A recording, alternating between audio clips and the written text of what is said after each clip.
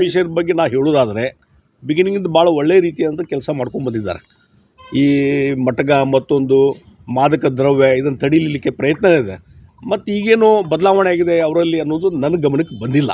ಹೀಗಾಗಿ ಇವತ್ತು ಯಾವುದೇ ಪೊಲೀಸ್ ಕಮಿಷನ್ ಇದ್ದರೆ ಸರಿಯಾಗಿ ಕೆಲಸ ಮಾಡಬೇಕು ಅನ್ನುವಂಥದ್ದು ಒತ್ತಾಯವನ್ನು ನಾನು ಮಾಡ್ತಾಯಿದ್ದೀನಿ.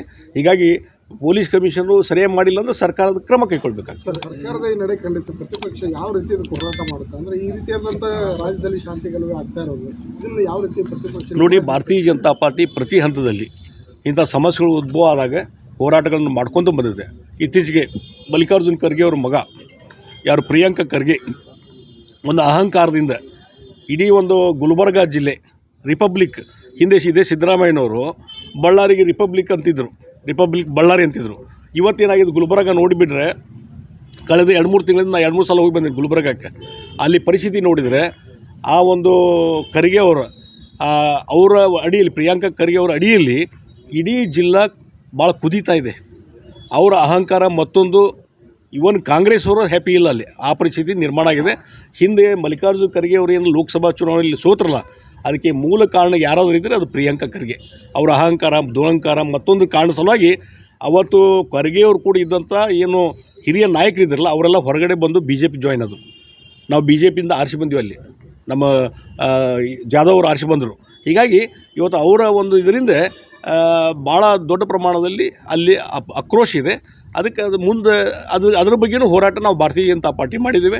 ಮತ್ತು ರಾಜ್ಯದಲ್ಲಿ ಕಾಂಗ್ರೆಸ್ಸಿನ ದುರಾಡಳಿತದ ಬಗ್ಗೆ ನಿರಂತರವಾಗಿ ಹೋರಾಟವನ್ನು ಭಾರತೀಯ ಜನತಾ ಪಾರ್ಟಿ ಮಾಡ್ತೀವಿ. ಕೋಮುಗಲಭೆ ಇಂಥ ಸಂದರ್ಭದಾಗ ಎರಡು ರಾಜಕೀಯ ಪಕ್ಷಗಳು ಬದಿಗಿಟ್ಟು ಒಗ್ಗಟ್ಟಾಗಿ ನಿಂತು ಇದನ್ನು ಬಗೆಹರಿಸ್ಬೋದಲ್ಲ, ಯಾಕೆ ಇದು ನೋಡಿ, ಇದು ಮುಂದುವರಿತಾ ಇದೆ? ಪ್ರತಿಪಕ್ಷದವರು ಶಾಂತಿ ವ್ಯವಸ್ಥೆ ಕಾಪಾಡ್ಕೊಳ್ಳೋಕ್ಕೆ BJP ಯಾವಾಗಲೂ ತಯಾರಿದೆ, ಇಡೀ ದೇಶದಲ್ಲಿ ತಯಾರಿದೆ. ಮೋದಿಜಿಯವ್ರ ನಾಯಕತ್ವ ಇದೆ.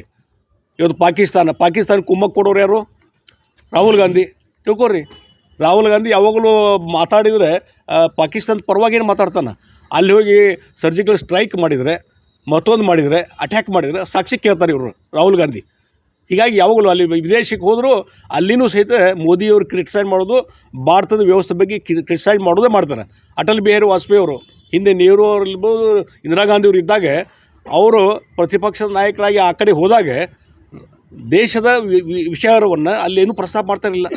ದೇಶಕ್ಕೆ ಘನತೆ ತರುವಂಥ ಕೆಲಸ ಅವ್ರು ಮಾಡ್ತಿದ್ರು. ಇವತ್ತು ರಾಹುಲ್ ಗಾಂಧಿ ಏನು ಮಾಡ್ತಾಯಿದ್ದಾರೆ? ಇಡೀ ಬೆಳಗಿನ ಸಾಯಂಕಾಲ ದೇಶದಲ್ಲಿರತಕ್ಕಂಥ ಮೋದಿಯವ್ರ ಸರ್ಕಾರದ ಬಗ್ಗೆ ಕ್ರಿಟಿಸೈಸ್ ಮಾಡೋದು ಮಾತ್ರ ಮಾಡ್ತಾರೆ, ಅಪಪ್ರಚಾರ ದೇಶದ ಬಗ್ಗೆ, ಪಾಕಿಸ್ತಾನದ ಪರವಾಗಿ ಮಾತಾಡುವಂಥದ್ದು. ನೀವೇನು ಏರ್ ಸ್ಟ್ರೈಕ್ ಮಾಡಿದ್ರು, ಮತ್ತೊಂದು ಮಾಡಿದ್ರು, ಅದನ್ನು ಕ್ರಿಟಿಸೈಸ್ ಮಾಡುವಂಥದ್ದು, ಸಾಕ್ಷಿ ಕೇಳುವಂಥ ಕೆಲಸ ರಾಹುಲ್ ಗಾಂಧಿ ಮಾಡ್ತಾರೆ.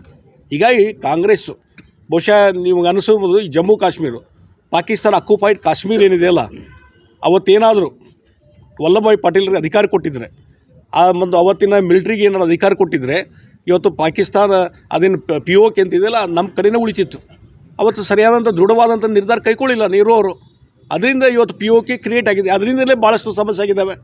POK ಇವತ್ತೇನು POK ನಮ್ಮ ಭಾಗಕ್ಕೆ ಬರಬೇಕು, ಭಾರತಕ್ಕೆ ಬರಬೇಕು, ನಮ್ಮ ಭಾರತ ದೇಶದ ಅಂಗ ಅದು ನಮಗೆ ಬರಬೇಕು ವಾಪಸ್ಸು. ಆವಾಗ ಬಹುಶಃ ಅಲ್ಲಿ ಶಾಂತಿ ನೆಲೆಸಲಿಕ್ಕೆ ಸಾಧ್ಯ ಇದೆ.